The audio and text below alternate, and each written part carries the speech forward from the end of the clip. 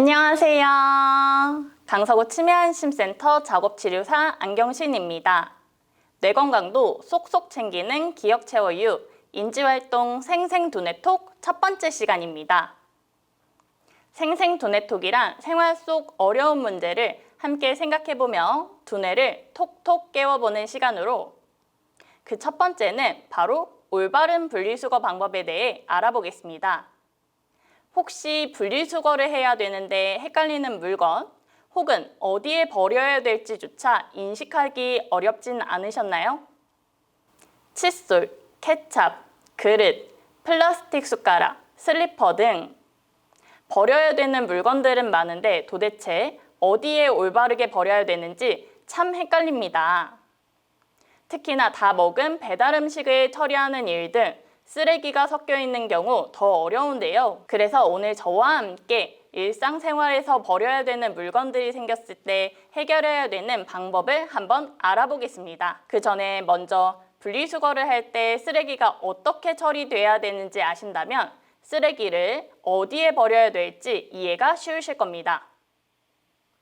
분리수거는 크게 일반 쓰레기, 재활용 쓰레기, 음식물 쓰레기로 나뉘죠. 그중 일반 쓰레기는 우리가 버리게 된다면 소각, 매립 처리가 된다고 하며 재활용 쓰레기는 다시 사용된다고 합니다. 마지막 음식물 쓰레기는 동물의 사료 혹은 농작물의 비료로 쓰인다고 하는데요. 그렇다면 우리는 쓰레기를 버릴 때 중요하게 생각되는 점이 무엇일까요? 맞습니다. 바로 분리에 맞춰 쓰레기를 섞이지 않게 버리는 것이 가장 중요하겠죠? 일반 쓰레기는 재활용이 될 수도 음식물 처리가 될 수도 없는 쓰레기를 버려야 되며 재활용 쓰레기를 버릴 땐 재가공이 가능한 쓰레기인지 꼭 확인하셔야 됩니다.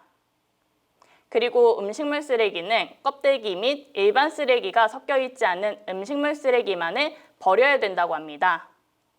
하지만 우리를 헷갈리게 만드는 쓰레기들이 참 많은데요. 그래서 대표적으로 헷갈리는 재활용품인 척하는 쓰레기부터 알려드리겠습니다. 자, 이제부터 제가 알려드릴 부분은 굉장히 헷갈릴 수 있으니 집중해서 들어주세요. 먼저 첫 번째로 이물질이 제거되어 있지 않은 용기는 재활용 쓰레기로 버릴 수 없습니다. 그 예시로 먹다 남은 치킨 기름이 묻어있는 종이, 라면 국물이 묻어있는 용기, 케찹 등의 소스를 다 먹은 통은 이물질이 제거되어 있지 않기 때문에 재활용 쓰레기로 버릴 수 없습니다. 다만 플라스틱 용기로 이루어진 통을 아주 깨끗이 닦은 후 분리했다면 재활용이 가능할 수 있습니다. 두 번째로 분리배출이 아닌 품목은 버릴 수 없습니다. 예를 들어 고무장갑, 슬리퍼와 같이 다른 재질로 혼합되어 있는 물품은 재활용하기 어려우며 도자기류와 사기 그릇과 같은 종류도 재활용이 어려워 불연성 쓰레기로 특수규격 쓰레기 봉투에 배출돼야 합니다.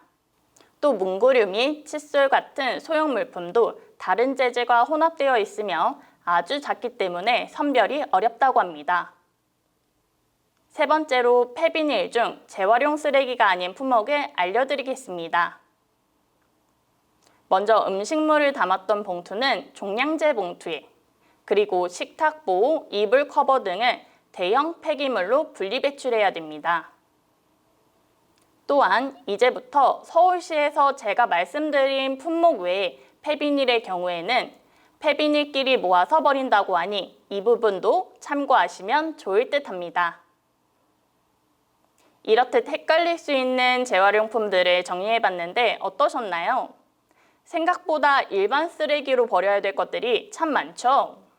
제가 언급한 부분들은 서울시 강서구에 해당되는 것이라 혹시 다른 지역에 사시는 분들께서는 해당 지역에 문의하시면 더 정확하게 알 수 있을 겁니다. 자, 그럼 이번엔 음식물인 척하는 쓰레기도 함께 알아볼까요?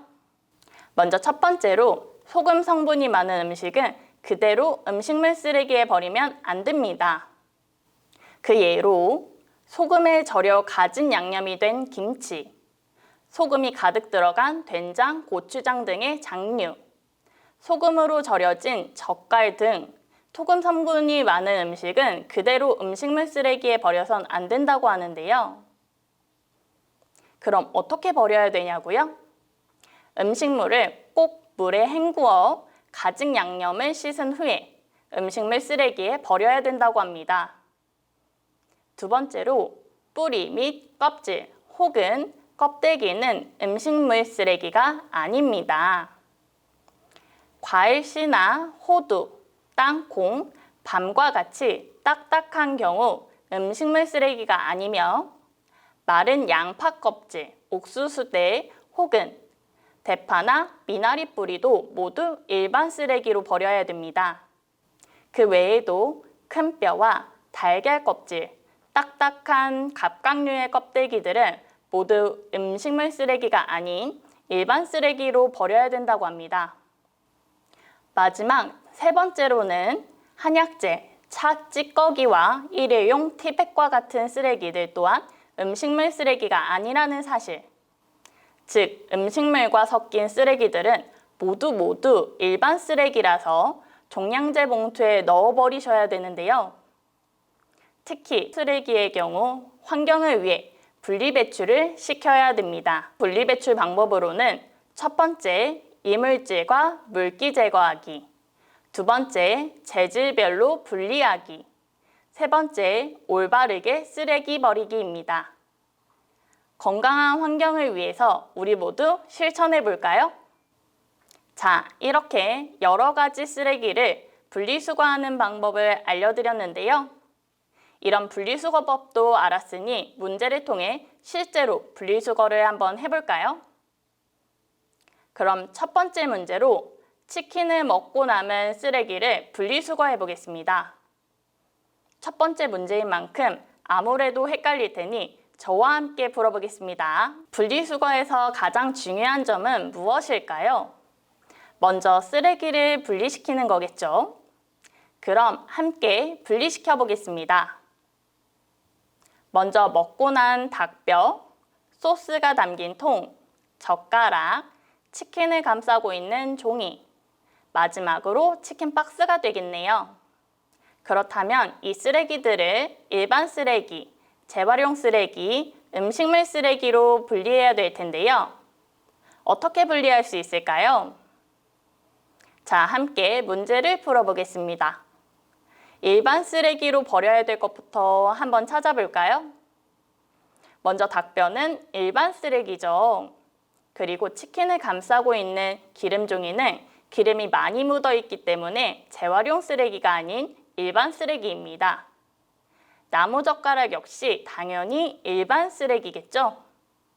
그 다음 재활용이 가능한 쓰레기를 한번 찾아볼까요? 남은 소스통과 치킨 박스는 어디에 버려야 될까요? 네, 소스통은 깨끗이 잘 닦아 재활용 쓰레기에 버려야 되고 치킨 박스 또한 종이이기 때문에 재활용 쓰레기에 버려야 된답니다. 이렇게 버리고 나니까 음식물 쓰레기는 남아있지 않았네요. 어떠셨나요? 이렇듯 생활 속에서 많은 쓰레기 중 먹고 난 치킨을 함께 분리수거해 보았는데 쉬우셨나요? 생각보다 분리수거하는 방법이 헷갈리시다고요? 제가 앞부분에 설명을 자세하게 해드렸으니 꼭 다시 보기 한 후에 다음 문제를 풀어보세요. 자, 그럼 이번엔 난이도가 올라갑니다. 여러 가지 생활 속 쓰레기를 분리수거해 보러 가실까요? 문제를 푸실 때 집중해 주시고 시간이 더 필요하신 분들은 잠시 화면을 멈추고 문제를 풀어보세요. 위에 있는 여러 가지 쓰레기들을 분리수거함에 분류해 주세요.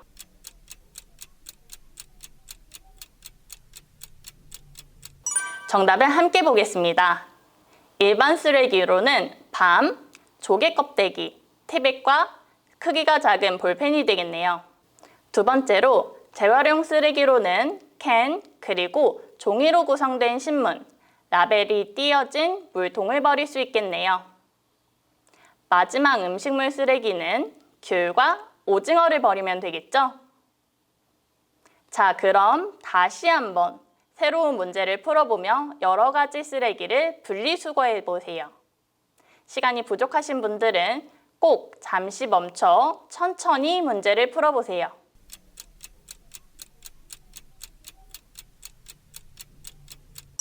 함께 문제를 풀어볼까요? 먼저 1번 쓰레기로 버려야 되는 쓰레기는 충전기 선, 달걀 껍질, 칫솔, 고무장갑이 되겠습니다. 재활용 쓰레기로 버려야 되는 것은 무엇일까요? 통조림 캔, 플라스틱 머리빗, 종이로 만든 책이 있겠죠? 음식물 쓰레기는 무엇이 있을까요? 당근과 삼겹살이 되겠네요. 자, 오늘 생생두뇌통 문제는 어떠셨나요? 생활 속 참 헷갈리는 문제가 많죠? 제가 알려드린 분리수거 방법 외에도 더 궁금한 부분의 경우에는 본인이 거주하고 있는 지자체에 직접 문의하시면 더욱 자세하게 알 수 있답니다. 오늘은 저와 함께 우리 환경을 위해서 그리고 우리 뇌 건강을 챙기기 위해 문제를 함께 풀어보았는데 한 번 더 보고 싶으신 분들은 화면을 다시 돌려 문제도 다시 풀어보세요. 오늘 제가 준비한 활동은 여기까지입니다. 오늘도 열심히 저희 강서구 치매안심센터와 함께 해주셨는데요. 다음번에는 더욱 즐거운 강의로 찾아뵙겠습니다. 감사합니다.